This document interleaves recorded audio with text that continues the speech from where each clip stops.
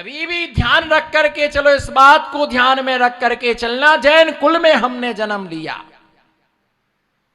कभी भी किसी दिगंबर मुनिराज को देख करके ये नहीं बोलना कि स्मार्ट लग रहे।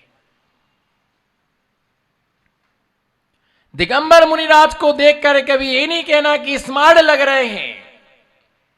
यदि उनकी सुंदरता पर तुमको नाच आ रहा है, उनकी सुंदरता पर तुमको नाच आ रहा है, आनंद आ रहा है, तो कह दो हाथ उठा करके, धन्य है आपकी वीतरागता। बोलो, धन्य है आपकी छवि वीतरागी, नंग ने मुद्रा दृष्टि नासा पर धरो। हे गुरुवर शाश्वत सुख दर्शक, यह नग्न स्वरूप जग की नश्वरता का सच्चा दिग्दर्शन करने वाला है। कह दो, धन्य है आपकी वीतरागता, धन्य है आपकी वीतरागता। ऐसा ही कहना। वीतरागता का स्वरूप इतना व्यवस्थित होता है। आत्मा से सुंदर जगत में कोई दूसरा पदार्थ नहीं हो सकता है। आत्मा से सुंदर कोई दूसरा पदार्थ नहीं हो सकता है। आत्मा ही सबसे सुंदर है, आत्मा ही सबसे श्रेष्ठ है, आत्मा ही सबसे विशुद्ध है।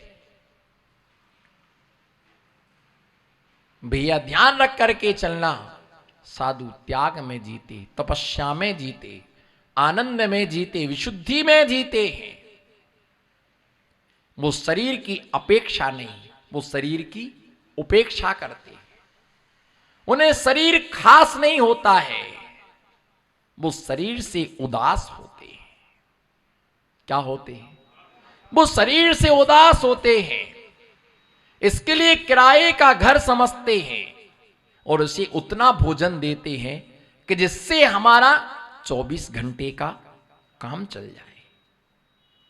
मुझे इससे अभी बहुत काम लेना है, मुझे अभी इससे बहुत काम लेना है, मुझे इस शरीर से, इस आयतन से मुझे बहुत साधना करना है, मुझे बहुत तपस्या करना।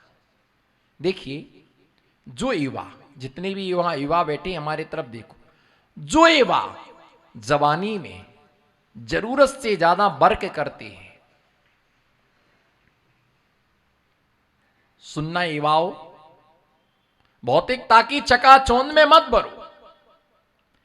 जो हमारे युवा भाई इस युवा अवस्था के जोश में जरूरत से ज्यादा वर्क करते हैं, चाहे वो कंप्यूटर वर्क हो, चाहे लैपटॉप वर्क हो, चाहे वह शॉप का वर्क हो, चाहे वो ड्राइविंग का वर्क हो, जरूरत से ज्यादा वर्क करने वाले व्यक्ति की रीढ़ की हड्डी में गैप आ जाता है। उनके घुटने जवाब दे देते, उनकी टेहनियां जवाब दे देती हैं, उनकी आंखें जमा, समय से पहले उनको कम दिखने लगता है, घुटने काम नहीं करते। मैक्सिमम आपने 20 घंटे काम किया, 20 घंटे काम किया, दिन के 12 घंटे, रात के 8 घंटे, सोए कितना आप? सोए कितना आप? हाय पैसा, हाय पैसा, हाय पैसा। सुबह 7 बजे दुकान गए, रात को 11 बजे 12 बजे लौट के ना खा रहे, ना पी रहे, ना सो रहे, ना बीवी से मिलने का टाइम, ना बच्चों से मिलने का टाइम, ना साधु के पास आने का टाइम, ना दर्शन करने का। ऐसे व्यक्ति के जीवन का सारा अमन चैन क्या हो जाता है? क्या करोगे इतना पैसे का? बताओ, मैं आपसे पूछता, क्या करोगे? अरे भाई, खाओगे तो 2 रोटी, खाओगे 4 रोटी, पेट से ज्यादा कोई पी नहीं सकता। एक बार बोल दो मेरे साथ, गुमास्ता नगर की रानी चेलनाओ, पेट से ज्यादा कोई पी नहीं सकता है और उम्र से ज्यादा कोई। बनवा लो मकान, आकाश में, पाताल में, हर कोने कोने में मकान है, वहां भी प्लॉट है। बोलो ना, क्यों चुप बैठे हो? मैं नहीं मांगूंगा भैया, आप टेंशन मत लो, मुझे क्या करना। हर जगह प्लॉट, हर जगह जमीन। इतना इकट्ठा करने में लगे, इतना इकट्ठा करने में लगे, इतना इकट्ठा करने में लगे, इतना इकट्ठा किया, करते करते इकट्ठा, बोलो, इतना किया इकट्ठा, कितने लोगों का मन कर दिया, फिर से बोलो, नहीं ऐसा नहीं, इतना किया इकट्ठा, इतना किया इकट्ठा, कितने लोगों का मन कर दिया खट्टा, और नरक में जाकर के पड़े लट्ठा। तो याद आया गमार पट्टा, अब बोलो उल्लू का पट्टा। किस किस के मन खट्टे नहीं किए? भाई का मन खट्टा कर दिया, बहन का मन खट्टा कर दिया, या महाराज का मन भी खट्टा कर दिया, या समाज का मन भी खट्टा कर दिया। इतना पैसा खुद को ही पता नहीं, गिनने के लिए मशीनें लगी हुई हैं। वो क्या होगा सीन, बोलो, इधर देखो। वो भैया बुक में नहीं लिखा है, तो हमने बुक करके रखा है, बुक में नहीं है, वो बुक करके रखा। वो क्या होगा सीन, बोलो, वो क्या होगा सीन जब मुझे जलाएगी मशीन? वो क्या होगा सीन जब मुझे जलाएगी मशीन? क्या करोगे? अरे बच्चों के लिए, बच्चे क्या विकलांग हैं, कुछ उनको भी छोड़ के जाओ, अगरबत्ती का काम, कुछ उनको भी छोड़ के जाओ, सोने चांदी, उन्हें भी कुछ करने को दे जाओ। इतने बोरे मत भर जाओ कि वो बाद में दारू पिए, बाद में सिगरेट पिए, बाद में ऐश करें। भैया जरूरत से ज्यादा वर्क करोगे ना, तो समय से पहले बुढ़ापा दस्तक देने लग जाएगा, ज्यादा देर तक बैठ नहीं पाते। ट्यूनियां काम नहीं कर रही, हाथ काम नहीं कर रहे, पैर काम नहीं कर रहे, और एक 45 साल के बाद में दिमाग ही काम नहीं कर रहा। फिर जब दिमाग काम नहीं करता तो बच्चे काम नहीं करते, जिस पर देखो उस पर बरसते, जिसको देखो उसको चिड़चिड़ाहट, घर पहुंचते चिड़चिड़ाहट, मंदिर में मन नहीं लगता, धर्म में मन नहीं लगता।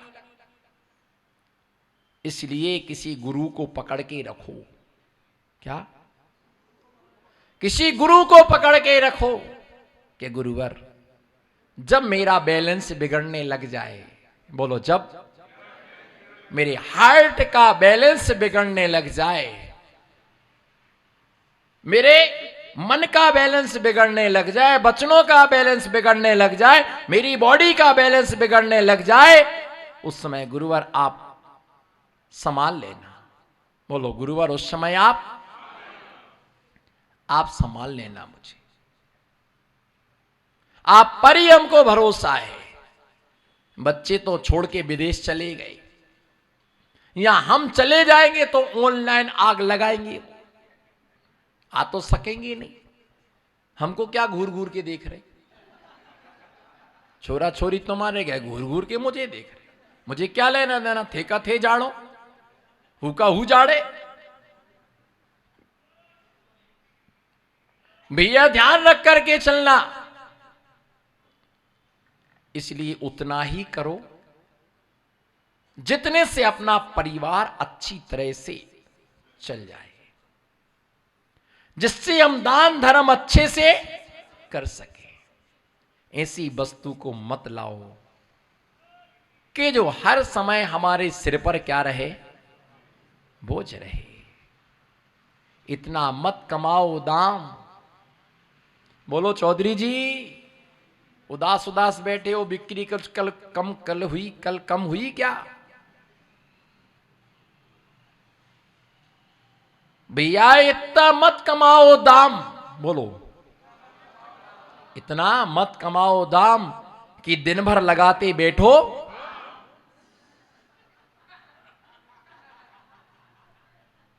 इतना मत कमाओ दाम कि उसी में निकल जाए अपनी दम।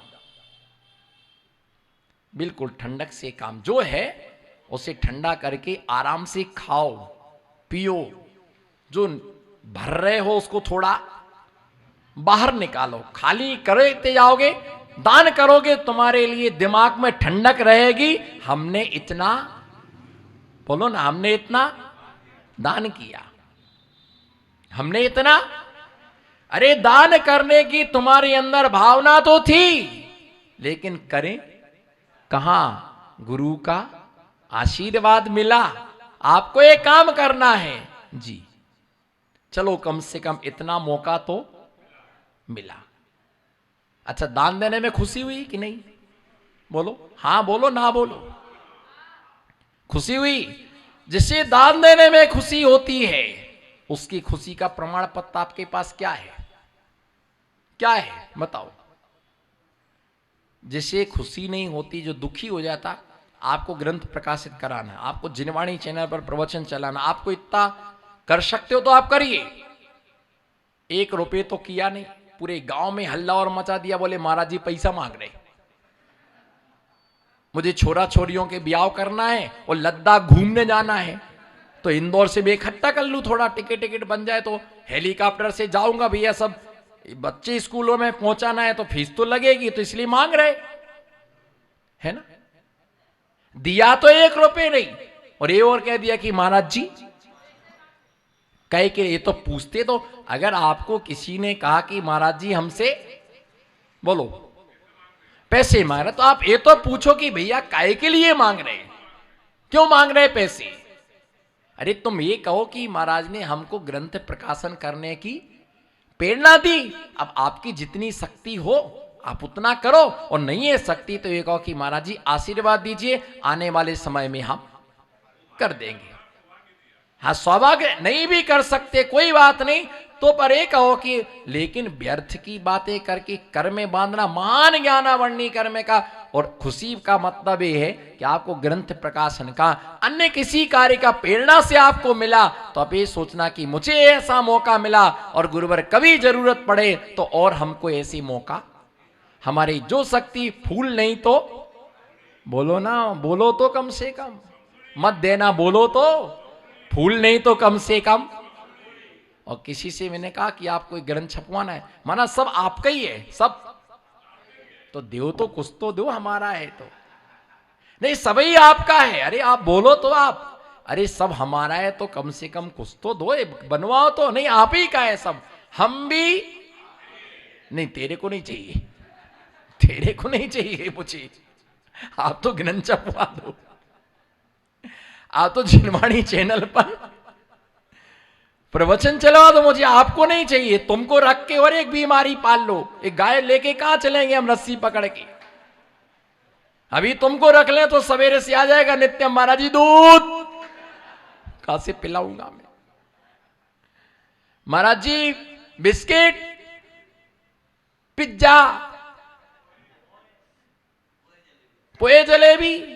और मैं कहा अभी ये जवान पट्टे आ जाएंगे, बोले महाराज जी जींस पैंट, तो क्या मैं दिगंबर वस्त्र भंडार थोड़ी खोलूंगा मैं? आपको नहीं चाहिए, आप तो घर ही रहो। अभी आ जाओगे सवेरे सवेरे, बोले महाराज जी नहाने की किट, शैम्पू, शेविंग करने के लिए कहां से लाऊंगा मैं? अब आपने रखा है तो व्यवस्था तो, ये वाजिबी बात है, सही है, अगर मैंने रखा है तो उसकी व्यवस्था मैनेजमेंट करना मेरा काम है। महाराज जी कपड़े, महाराज जी भोजन के लिए, हमको तो अच्छा बनवाना, हमको बिना नमक का नहीं चलता, घी का छोंका होना, कचौरी, सब बढ़िया व्यवस्था कराना। और महाराज जी 4 टाइम चाहिए मुझे तो, शाम को भोजन करने के बाद फिर वो मीठी सौंप भी चाहिए। वो यही हो, तो मैं पहले ही बोल दिया कि सब बिगाड़ू बिगाड़ू है। अब वो कैसा लगता है, बिगाड़ू उनको लगे जिनको हजम नहीं होता है, जो लील गए उनको तो आनंद आ गया, वो तो फिर से कह रहा है कि भैया ऐसी यात्रा फिर कब निकालोगे, अब की बार ले जाओ भूखो मारना। अभी खूब खिलाया तो लोगों को उटक पटक पड़े, जो बेचारे नहीं गए ना उनकी हड्डी सूखी जा रही है, ऐसा क्या होगा, ऐसा क्या होगा? मैंने जहां जहां भी रजत जाएगा वहां समोसे बरसेंगे। भैया ध्यान रख करके चलना, यात्रा तो यात्रा, आनंद तो वही तुम्हारे जीवन का स्वर्णिम समय था कि जो तुमने हंसी खुशी के साथ, गुरु ने कभी मौका दिया तो अर्थ का अर्थ करना, अर्थ का अनर्थ नहीं करना। भाई नहीं है हम करेंगे, आप आशीर्वाद दीजिए और कभी होगा, हमसे इतना नहीं होगा, हम इतना करेंगे। पर किसी को व्यर्थ में कोई साधु पैसा नहीं मांगता। क्षेत्र के लिए पेड़ ना दी तो कोई अपने साथ थोड़ी लेके जाएगा, वो सब तुमको ही दे के जाएंगे। आज देशभूषण सागर मुनिराज ने जयपुर के अंदर चूलगिरी बनाई है, क्या शानदार प्रतिमाएं, कितना बढ़िया क्षेत्र है। दर्शन करके कली कली क्या हो जाए। वो अपने साथ ले गए क्या? अरे भाई क्षेत्र बनाया समाज को। आज आचार्य विमल सागर महाराज जी के आशीर्वाद से गोमटगिरी बनी, तो इंदौर की एक शान है तुम्हारे लिए। उन्हें कुछ नहीं साथ में लेकर के जाना। कोई साधु समोषण बनवाता, कोई चौबीसी बनवाता, कोई पंचमेरु का मंदिर बनवाते हैं, कोई समोषण मंदिर बनवाता, कोई नंदीश्वर द्वीप की रचना कराते, और साधु कहता दान करो दान करो। अरे नहीं जाना महाराज पैसे मांगते, नहीं जाना महाराज पैसे मांगते। अरे वे किसके लिए मांग रहे हैं तो सोचो पहले तुम। महान जो बोलता है, ऐसा बोलता है कि साधु पैसा मांगते हैं, वो व्यक्ति अगले जन्म में दरिद्री होता है। इसलिए कभी मत बोलना हम कर नहीं सकते तो बोलना मत। और जितना बन सके देना ही चाहिए, जितना बन सके। और हम कमाते हैं, बिल्कुल कमाते हैं तो हम देते हो, देना ही चाहिए। लोगों ने मंदिर के मंदिर बना दिए, लोगों ने चौबीसी की चौबीसी बना दिए, लोगों ने क्षेत्र के क्षेत्र धर्मशाला की धर्मशाला। चलो हम धर्मशाला नहीं बना तो कम से कम ईंट तो लगवाएं। और जहां जहां भी मंदिर बने इतना दान जरूर देना, इतना दान जरूर देना कि खुद के बैठने के लिए हम स्थान बना सके। हर मंदिर में दान देना। ये मत सोचना हमारी कॉलोनी की मंदिर में देंगे। जहां जहां भी मंदिर बने 1100 रुपए देना। पर क्यों? कभी दर्शन करने जाओगे, सबके सहयोग से ही मंदिर बनता है। कभी खुशी हो कि मेरा भी इसमें, मुझे भी इस मंदिर में कुछ देने का सौभाग्य मिला। तो ऐसे अपने जीवन में भाव रखना। एक पापड़ी बाल जी करके हुए हैं, पापड़ी बाल करके हुए पहले समय में उन्होंने हर मंदिरों में जिन प्रतिमाओं को प्रतिष्ठित करा के बैलगाड़ी पर रख करके हर मंदिर में प्रतिमाओं को विराजमान कराया। हर मंदिरों में उन्होंने प्रतिमाओं को विराजमान कराया। और हम देखते रहते, सोचते रहते। इसलिए कोई भी ऐसी भावना रखें, हम प्रतिक्रमण करें पर अतिक्रमण ना करें। और आलोचना पाठ श्रावक के लिए, मुनियों के लिए प्रतिक्रमण है।